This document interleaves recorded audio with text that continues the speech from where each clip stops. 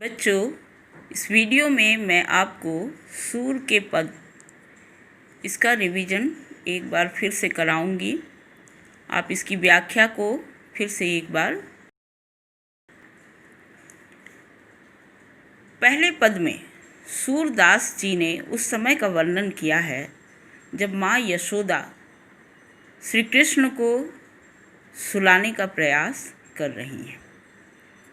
पंक्तियाँ देखिए। जसोदा हरि पालने झुलावे। माँ यशोदा हरि को, श्री कृष्ण को पालने में झुला रही हैं। हल रावे दुलराई मलहावे, जोई सोई कछु गावे। वे पालने को हल रावे हिलाती हैं, श्री कृष्ण को दुलारती हैं। मलहावे श्री कृष्ण को प्यार से पति हैं। और जोई सोई, और जो सो आ रहा है वह लोरी के रूप में गा रही हैं। पंक्तियों का यही अर्थ है कि श्री कृष्ण को सुलाने के लिए माँ यशोदा उनको पालने में झुला रही हैं। कभी वे पालने को हिलाती हैं, कभी श्री कृष्ण को दुलारती हैं, कभी पुचकारती हैं, और जो कुछ उनके मन में आता है वह उन्हें लोरी के रूप में गाकर सुनाती हैं। मेरे लाल को आओ निंदरिया, काहे न आवे आनी सुआवे। तू काहे नहीं बेग ही आवे, तो को कान्हा बुलावे। माँ श्री कृष्ण को सुलाने के लिए ये सारे प्रयास कर रही हैं, लेकिन इसके बावजूद भी जब श्री कृष्ण नहीं सो रहे हैं तब वे नींद को उलाहना दे रही हैं। नींद को उलाहना देते हुए कह रही हैं कि ऐ नींद, मेरे लाल के पास तुम आओ। तुम क्यों नहीं उसके पास आकर उसे सुलाती हो। तो काहे नहीं बेग ही का मतलब होता है जल्दी। तुम क्यों नहीं जल्दी आ रही हो। तो को कान्हा बुलावे, तुमको कान्हा। तो माँ जब श्री कृष्ण नहीं सो रहे हैं तो नींद को उलाहना देते हुए कह रही हैं कि ऐ नींद, ऐ निंदिया, तुम मेरे लाल के पास क्यों नहीं आती हो। तुम क्यों नहीं आकर उसे सुलाती हो। तुम क्यों जल्दी नहीं आ रही हो। तुमको कान्हा बुला रहे हैं। आगे। कबहू पलक हरी मूंद लेत हैं, कबहू अधर फरकावे। माँ की इन कोशिशों के बाद अब श्री कृष्ण को नींद आने लगी है, इसलिए श्री कृष्ण कबहू पलक हरी मूंद लेते हैं। कभी श्री कृष्ण अपनी पलकों को बंद कर लेते हैं, मूंद लेते हैं, बंद कर लेते हैं। कबहू अधर फरकावे, और कभी अपने अधर को, अधर मतलब होता है होठ, अपने होठ को फड़काते हैं। मतलब श्री कृष्ण को अब नींद आ रही है, इसलिए वे अपनी पलकें कभी बंद कर लेते हैं तो कभी अपने होठों को थोड़ा सा हिलाते हैं, जिसको कहा जा रहा है अपने होठों को फड़काते हैं। सोवत जानी मौन वै के रही, करी करी सैन बतावे। माँ को लगता है, माँ यशोदा को लगता है कि श्री कृष्ण सो रहे हैं, और इसलिए सोवत जानी, उनको सोता हुआ जानकर, मौन वै कह रही, माँ मौन हो जाती हैं, चुप हो जाती हैं, गाना बंद कर देती हैं। साथ ही साथ करी करी सैन बतावे, वे दूसरे लोगों को सैन करके, इशारा करके जो कुछ कहना है वो कहती हैं। उनको कुछ कहना हो या दूसरे लोग कुछ अगर आते हैं आसपास में तो उनसे वह इशारों में बात करती है।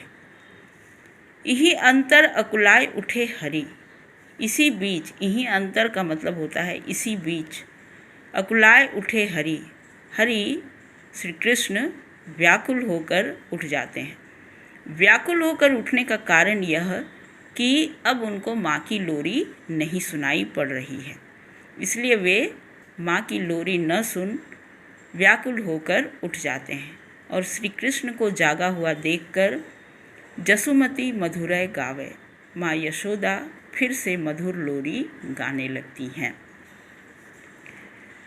जो सुख सूर अमर मुनि दुर्लभ, सो नंद भामिनी पावे। सूरदास जी कहते हैं कि जो सुख अमर मुनियों को, बड़े बड़े मुनियों को, ऋषियों को दुर्लभ है। दुर्लभ का अर्थ होता है जो बहुत कठिनाई से प्राप्त होता है, बहुत मुश्किल से। वो सुख सो नंद भामिनी पावे। सो मतलब होता है वही सुख। नंद की भामिनी, भामिनी मतलब होता है पत्नी, नंद की पत्नी यशोदा को प्राप्त है। इस लाइन को थोड़ा और भी विस्तार में आप समझिए। जो सुख का तात्पर्य है ईश्वर को पाने का सुख।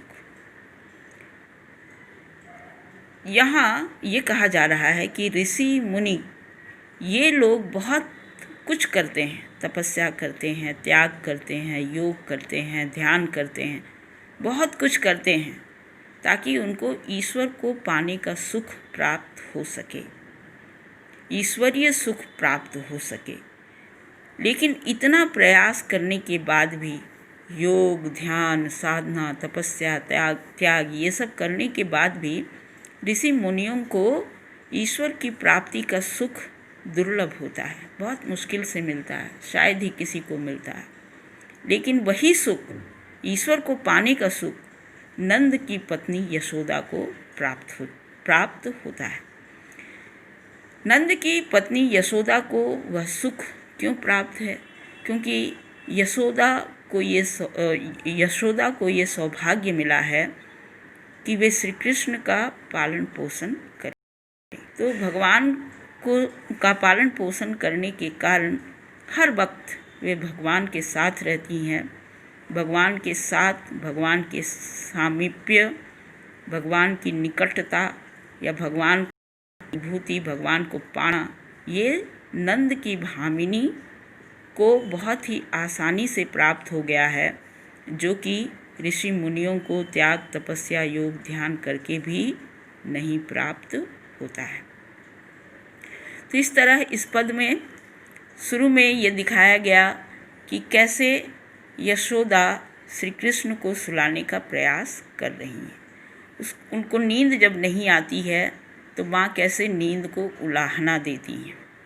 उसके बाद श्री कृष्ण को सोता जानकर वे चुप हो जाती हैं और माँ को चुप देखकर श्री कृष्ण जाग जाते हैं। और ये जो माँ यशोदा श्री कृष्ण को सुला रही हैं, उसके आधार पर सूरदास जी कह रहे हैं कि भगवान को सुलाने का, भगवान के साथ खेलने का, रहने का सौभाग्य माँ यशोदा को प्राप्त है। जो सुख, भगवान को पाने का सुख, ये ऋषि मुनियों को योग, ध्यान, साधना, तपस्या, त्याग ये सब करके भी दुर्लभ ही होता है। तो आप चाहें तो इसकी व्याख्या को आप लिख सकती हैं। अगर लिखा हुआ आपके पास है तो बहुत अच्छी बात है। तो एक बार आप इसे देखकर समझ सकती हैं।